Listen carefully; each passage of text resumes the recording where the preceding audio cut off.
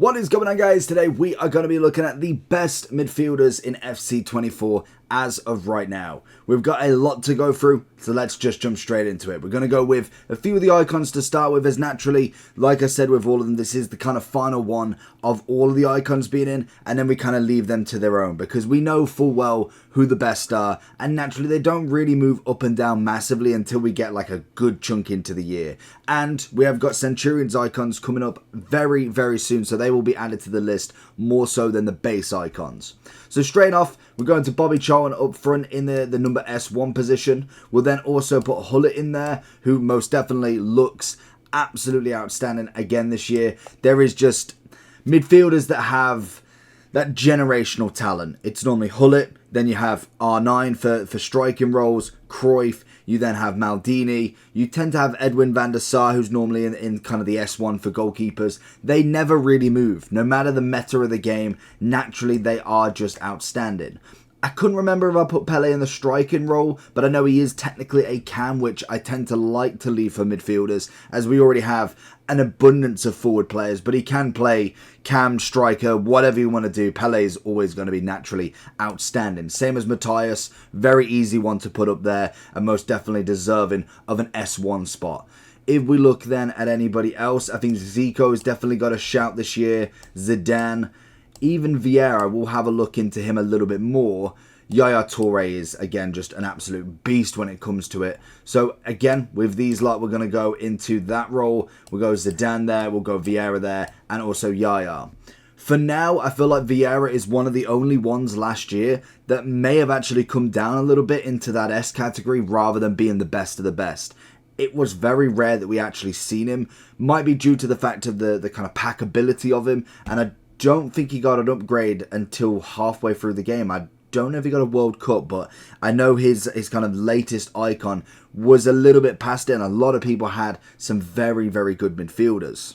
FC24 is here, and Sky Coach has all your needs covered. From squad battles, champs, qualifications, and even now draft boosting, there is a long list of services they do give, as well as coaching, and also the big one everybody wants in FC24 coins. This service is fast and reliable, and you will get your coins, your boosting services, or obviously coaching in a matter of hours. If you do want to get any of these, make sure you head over to skycoach.gg, go onto the website, and when you go to checkout, make sure that you are using the code JT11 at checkout for your 5% off your orders. And if you'd prefer to do this on mobile, check out the screen right now with the QR code for their mobile app. Also, I'm going to be using the B category as not necessarily fodder or incredibly bad, as I think this list I've tried to include as many of the people as we've actually seen in the game. There might be a couple that very rarely get used, but realistically this is the list of every midfielder that I've actually seen so far. So in terms of B, Dempsey's got to be put in there, Kite's got to be put in there. Even though I'm actually semi-okay with Litmanen, I don't think he's going to make the team massively. Same with Rosicky, to be honest, as well. They're not players that I see incredibly amounts, and when I do see them, they're just never really that good, in my opinion. They've never really been used in the correct form. Essien, on the other hand, is got to go into that S. Very, very pleasantly surprised with him and Makalele. Both of them together in 2 CDM roles would be absolutely magical. Scholes, on the other hand, again, going to go into that bottom tier, in my opinion. I think, for me, it's just never had the right card. He is predominantly like the Xavi, like the Iniesta. He's got that passing ability, and even though they tend to have a bit more pace, they're just not quite on that final foot like I really want. Same with Xavi. I think with Xavi, he gets away with a bit more pace, which is always nice, but he's still not going to be in that top category, if I'm being honest. Same with Riquelme. Even Lampard, to be honest, he did have some nice passing, but felt really, really stiff on the ball, which is just not a good look for him. Already noticed it. Oh no, I'm not already noticing. Pirlo is here. Pirlo's a funny one, because I think with Pirlo, he definitely has something going, but I do think he needs the upgrade first. We've got 73 pace on him. The passing's 93, which is incredible. Some decent dribbling. Shooting's a bit average, but kind of at the same sort of level. If Scholes is there, Pirlo's got to be there as well. I think Xavi just gets away with that 80 pace, just kind of really holding him through. Xabi Alonso has got to go in the bottom tier. Same with Varane. I'm not a big fan. I'm really not when it comes to it. Now, Gerrard, on the other hand, has managed to get 1 rating over Lampard. I don't know how. I really don't know how. Does have the 70 and also 70 agility balance. And if we was to compare him to Lampard, we've got a difference of price of 377 for Gerrard, 214 for Lampard. They've got pretty much identical pace. Gerrard's just got 1 more, and that is literally just 77 acceleration, 78 pace. We've got a bit better shooting, nothing too crazy on their difference as well. Passing wise, very similar. There's a couple here, there and everywhere with them. When it comes to the dribbling aspect though, Lampard technically does have the same agility, one more balance for Lampard, but then the composure is better on Lampard's side as well. Again, for me, it's got to be the same. I think both of them are like sort of Scholes. They are very good at what they do in terms of passing, maybe a little bit better shooting, but in terms of the overall game, I'm just not that too impressed with them. Now, 2 other midfielders that definitely impressed me from the Max 87 icon. I did a lot of reviews for the players just to really kind of get in and see who would be the best. Petit and Rijkaard as well. We have a very good, strong midfielder set. Essien's the most expensive, then it goes Makelele and Petit, and then Rijkaard. All of them over 475. I think Essien was reaching the heights of just over 600 last time I checked, and he's currently 695, so a big increase on him. Makelele just shy of 600, I'm pretty sure, but all 4 of them were outstanding if he was managing to get them. Now, one that I do think, like Lahm in this scenario, Zanetti is a CDM in my opinion. You could definitely get away with right back, but I think the fact that he's 5'10", 4-star weak foot, has that kind of built for a CDM, I really like him in that position. I think he's so much more wasted in that right back. And same with Lahm, even though a little bit smaller, a little bit more compact with the pace, I again think he's a wonderful CDM. I've got so many options at right back for kind of a more 90 pace sort of right back who can kind of get up and down the wing. Whereas I do think with Lahm and Zanetti, their defensive prowess of being a right back is going to translate really well into that CDM role. I just think it's an absolute match made in heaven for them. Now, the one that I thought would be better, and again, I've grazed him. I haven't really gone too deep into him, is Seedorf. I don't think he's quite B category, but I thought he would have been better on this base icon upgrade. From his prime and then any versions after it, I thought he's always a nice card. Very strong in the mid, normally has a relatively good shot. Pace-wise, I felt was more, but I could be wrong. I just felt like he had a bit more to give, and unfortunately this year, I don't think he does. Keane, on the other hand. Keane, I'm just getting rid of all the icons. If you hadn't known, we'll probably just do this one and then put them all in, and then we can get on to the real players. But Keane is one that is such a half and half dependent on his day. A lot of the time I'm thinking B. I think the stats-wise are very bog standard, but in-game, the simple stuff with him really works. Defensively, very good. Pace-wise, not really there, which, again, with CDMs, kind of centre mids that are more defensive, I'm not after 90 pace. Like, it's always a nice bonus, but realistically, if you've got someone who's heavily on that defensive role, a lot of the time they don't have that pace. So I think for Keane, in-game, I would like the A, but with all of the kind of players that we've got here already, I feel like in terms of game stature, he's going to have to be in that B. Now with all the icons in, let's have a look at the players then. So we're going to start off with Bonmati.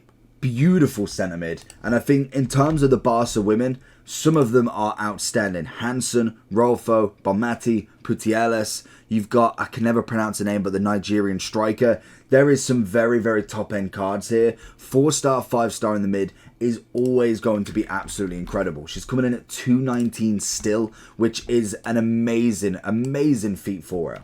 Putellas, on the other hand, 773,000 coins, a 5.5 in the mid, 91 rated. You can't put her anywhere but that S1. In terms of the night card as well, I'm pretty sure that one is, a bit more expensive at 890. There is no stats difference other than the card, so realistically, you might as well go for the gold. If you wanted to keep some coins, maybe the night doesn't drop as much, but I do think naturally that should go down still. It may not go down as much as the 91 naturally as the game progresses, but it just is what it is. Grace-wise, beautiful PSG centre mid, most definitely in a lot more teams and really a pain in the rear. Stat-wise, not that impressive. And I must admit, when it comes to some midfielders, the stats don't really add up. Like, even with a Hullet to some extent, if you know how good Hullet actually is, and I know this version is not necessarily as prime, but the stats weren't 90s everything. They were good 80s, and some were really high up there. But what you consist of, like if you think of like a 95 across the board, Hullet was probably still better in game, and it all comes down to in-game ability, skill move, weak foot, body, height, just generically how they take their touch, and I think Grace definitely has it for a very, very nice cheap option.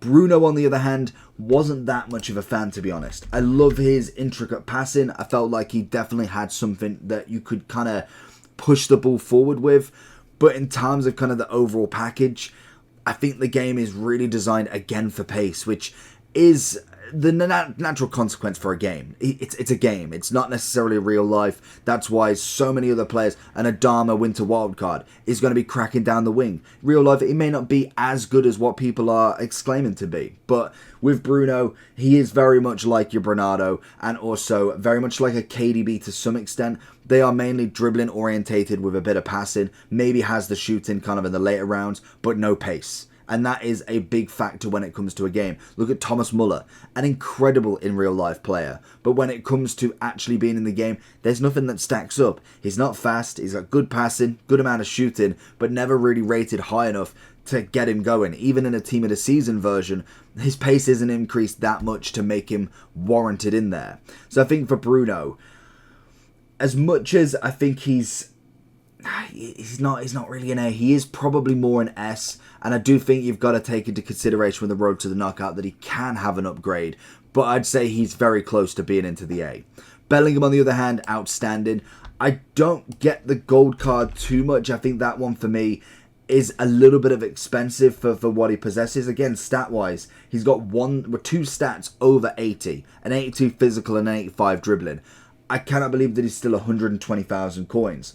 Obviously, with the 88, bigger increase, goes from the relentless to a technical dribbling. Again, maybe not the greatest playstyle plus for him, but it's definitely usable and a lot more usable than relentless at times. So he is just an easy one going in there. Same as Okocha. I think in terms of a midfielder, you've got to put him in there. Even a Bide Pele. Not one that I've seen massively this year. I can imagine we will see upgrades on upgrades for him. 700,000 with a 4-4. Again, another one that is going to stay at that top. And naturally, as we see with these icons, I think the top of the top kind of stay there. Maybe a Bide Pele, Okocha, even Bellingham and Putellas will drop down to the S at some point in these versions. Hopefully they get upgrades as we go forward. But when it comes to kind of the top icons, they don't really change. They either get better with a card upgrade, or you could argue that Hullet, if you got him right now, would be able to survive the whole game. Naturally, that is how good some of these cards are. If we then look at KDB, solid card for right now, would need an upgrade to keep him going. I think passing wise, dribbling and shooting, hold this card up in a centre mid very, very well. Doesn't have necessarily the defensive ability, so you're going to have him alongside a very DM sort of role player if you are kind of rocking a 2 midfield. A 3 midfield, you might be one DM, 2 centre mids, maybe someone like a Bellingham, KDB, and then something like an Essien in that sort of role, because you're kind of hitting all the right spots there. Mustavoy, straight in that S, SB. Then you've got, who else could we go for? Marquisio, a little bit more impressive kind of than once was, but I don't think he's quite up there in terms of what we're expecting from a player. 700,000 at the moment, 4-4, which is always nice, but I think he just breaks into the top end of the S, not quite into that S1 this year. Keebler, on the other hand, I've heard very, very good things for, and most definitely I can never get a name because she's got that accent in the name. But we do manage to find her at 200,000 coins. 4-star, 3-star, stat-wise looking good on the attack, defensively not quite as good, 78 on the defending, 77 physical. If you was to go for more of a box-to-box, you'd pretty much have to go with a Shadow, 89 pace, 85 defending. I think for me, it's an easy one into the S, but no real kind of push forward there. Ramirez, on the other hand, Honestly, I feel like he should be good, but from what I've seen, I'm kind of waiting for this UCL hero to see if he does get the upgrade. Pace-wise is sound, good shooting, dribbling, defending, physical, looking decent, a bit of passing, 4-star, 3-star. I don't think he's quite had the impact that Yaya Toure had on his first year in, but most definitely not a bad player. Schneider, on the other hand, definitely had a great impact. Very dribbling orientated, great cam. He's kind of almost like that Bruno with a bit more pace. He's got the passing down to a T, and I think he brings the ball up very nicely. Rui Costa, going from the icon to the hero, I don't think it's a massive downgrade for him. Same with Littmanen to some extent. They were never used icons anyway. I would have said Rui Costa was a little bit better than Littmanen in my opinion, from especially the icons. And I do think this year, again, we're seeing more of a kind of passing orientated game. Rui Costa's going to do really well with that. And same with Odegaard. I think he's kind of more into that A now. We probably would have put him a little bit higher if it was kind of like a week or two in. I really liked his gold card, had that ability to really push the ball forward. But now we're starting to see pace take over, and we're seeing the likes of Valverde going in the midfield. Unfortunately, he just doesn't stand a chance against them. Whereas Valverde is holding a massive, massive price. 890 on the inform, 381 on the gold. It's a huge price. To say he's only got 3 skills as well, 3-star, 4-star, but pace, defending, physical, all over that 82 is a very good start to a card. And honestly, if he carries on the way he's going, manages to get a player of the month at any point, that is going to be one expensive card. Then looking at the rest of the gold. So we've got gold De Jong. I think for De Jong, he kind of is there in terms of that box to box and works it really well. Still 50,000 coins. Doesn't necessarily have the shooting like a Cam, but most definitely pushes the ball forward more than we'd kind of really want there. And I think I'm going to go A with him. We got Musiala. I'd say now is at probably that ability level of an A. I think, again, to start with, very good card. Had that little pace advantage, is only 17,000 coins now, but I think most definitely is one to watch. I think he will get an upgrade at some point, and that could really kind of set him off, because pace-wise only has to go up. The shooting needs to go up a little bit more. Dribbling's already at a 91 rated, which is fantastic. The only thing we really need from him in the dribbling aspect is going to be more composure. I think Tonali, solid CDM for the price. I believe he was about 60,000 coins last time I checked. And I do think in terms of a gold CDM, he's one of the better ones you can get. Tchouaméni though, I definitely think puts himself up in the categories. Just very cheap. I do think with him, he's kind of like that Kolo Muani of a striker. He's just cheap and very reliable in that role. It's an easy one for me. I think he's still in my main team now, to be honest. And we're rocking a Kolo Muani, a Tchouaméni and KDB role in that centre mid, and he kind of obviously fills that more DM role. And then we have the final few special cards. In Bruno Guimaraes, I did think he was a good card from when he first came out. Is like one of the first weeks of the SBCs. 255k doesn't look terrible now, but a free star is just not going to be enough in my opinion. Yes, he can get upgraded, which is absolutely fantastic, but a free is not going to work in the midfield at this point in the game. We're all looking now for the higher, the 4-5s, the 4-4s if we can, and I do think when it comes to Bruno Guimaraes, even Joel Linton looked better, and that kind of says enough really. We have De Paul, again, another one that is solid, always gets an upgrade at some point. Whether we do see Atletico Madrid go through, that'll be the interesting point. Still 300,000 coins at the moment, 80 pay, well, has he got 80? Oh, he's just missing out on the 77 defending. You go with a shadow, everything's 80 and above. I think for me, that's a very nice card there. Modric, on the other hand, passing orientated massively. I must admit, they've had a nice pace boost from him, which is always good, going from that 87 to the 91. Giving him an 8+ on that pace is absolutely massive. Still coming in at 347, almost, well, I'd say almost guaranteed an upgrade.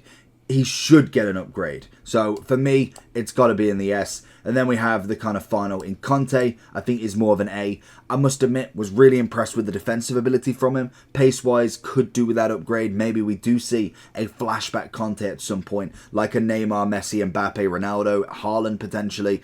Any of them as flashbacks for like a season 2 ago, or in Ronaldo and Messi's case, and Conte 5 years ago, could be a big upgrade for him. I remember FIFA 20 or 21 with flashback Conte, an absolutely unreal player. Rice, on the other hand, I do like Rice's card, and I think 85 to an 87, relatively cheap, does get the press proven. It isn't necessarily the greatest one of all time, but I don't think his gold card had one. So yeah, gold card never had a playstyle plus, so I suppose the argument is always it's better to have one than none in some aspects, but I think in terms of the upgrade, it's not that important, to be honest. You could get him if you've got a very minor centre mid team, and I don't think he's that expensive, but he's not really going to change the midfield massively. Same with Mickey. I think, again, with him, nice little upgrade for him. He was one that did have an upgrade for a playstyle plus, I'm pretty sure. Incisive pass, always going to do well. Went from none to having that one. That's a perfect one for a midfielder. It's why I personally like the KDB. The passing is massive in this game. And then finally we have Lema, another card that most definitely could get an upgrade. He is in now Bayern Munich, so I'd like to think they would do. Whether we see it, we will. But an 85 CDM, 240, 3-star, nothing too crazy, and we'll sit in that A role nice and easily. And that is going to be my list. So let me know down below what you think. Let's zoom out a little bit so you can see. Make sure you do like and subscribe on this. I'll move the camera off so you can see. Hopefully you enjoyed. Take care. Peace.